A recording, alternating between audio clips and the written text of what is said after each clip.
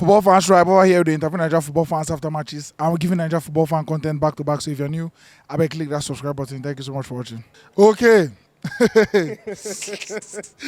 Oh my God, I'm tired. I don't want to even talk that scoreline again, but we don't collect again. Now the final thing be that we've lost again.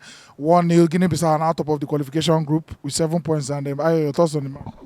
Awful. It was really bad. I tell you before we start, say they don't bring energy to the game, and you expect them to play with a decent sense of urgency. But Nigeria go, they play like now they win, and we are losing. And you see the game from the start of the game. We had possession, we kept press, but a single mistake, and I know single mistakes do happen. But then how do you? They keep costing us those single mistakes, and we've seen ourselves as a country now that look. We don't lose and come back. So if you know that you don't have that resilience to, don't concede. Same thing happened against Ghana. Don't concede. Against Tunisia at AFCON. Don't concede. The very first chance that they had against us, the very major chance that they had throughout the whole AFCON, that's how we got knocked out. So I don't think they've ever gotten to a situation where when they lose. Their plan goes out the window. They only have a plan A.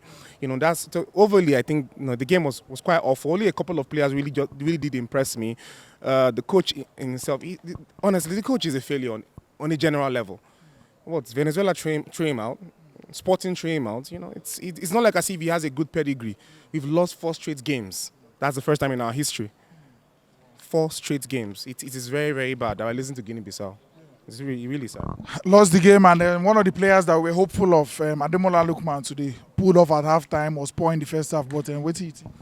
Honestly, so look, up front you have Chukwueze, you have Osimhen, you have Lookman, and you're looking at Victor Osimhen as a coach. Tactically, how he scores. You've basically looked at over his 20 goals plus goals. How does he score them? You put players that can serve him in that manner. Simple. I don't say, okay, you're Ademola Lookman. I mean, brilliant player, he's good cameos, but he needs to be more decisive. One thing I think our wingers lack, our wingers are purely dribblers.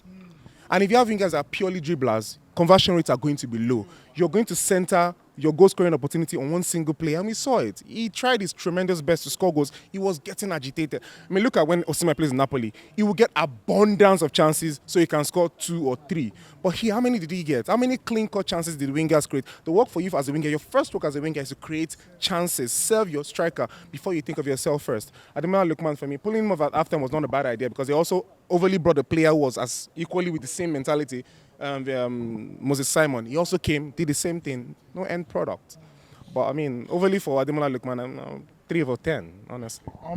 There was a point when indeed he got a one-on-one. He won't be been there back. And if 2 players like that, they midfield, obviously we know who's supposed they where indeed been there.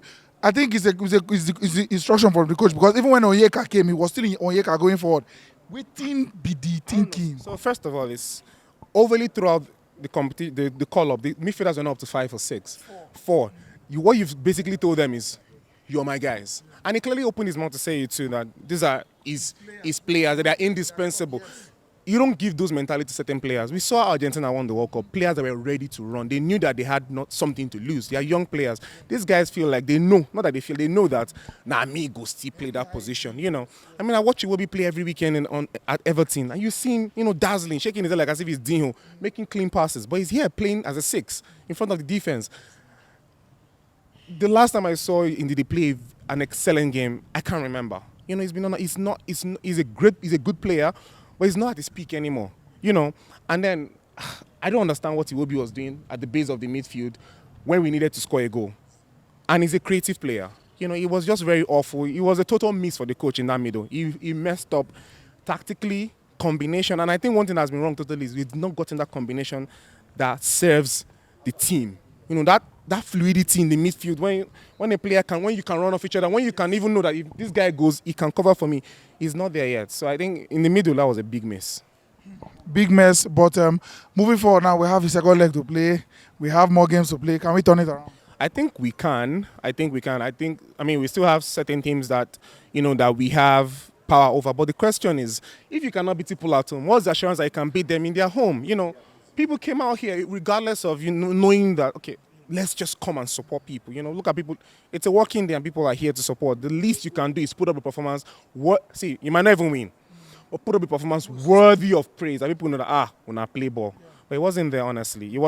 They're going away to play at Guinea-Bissau.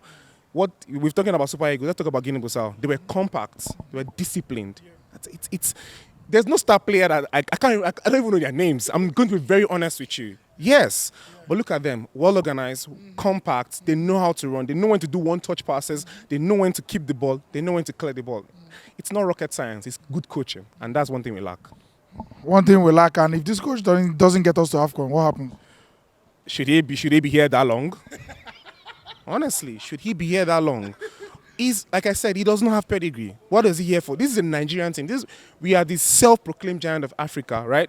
And we have a coach who does not have. We have a coach who Venezuela chased away. We have a coach who Sporting CP did not let finish a season, and there was some reason we felt he should come and lead Super Eagles with Super. Now, there's one thing that people don't understand.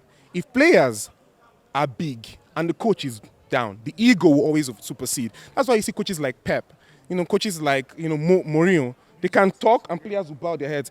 What does he want to tell Osimhen? They say this man a Potter.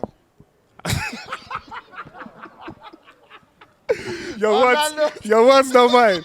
But honestly, when players come into a dressing room and they see a coach of pedigree, believe me, they will bow their heads. Thank you so much. Thanks for watching. Right here, another one of our videos where you're supposed to like, and all our social media links. I beg, follow us on every platform because we get content for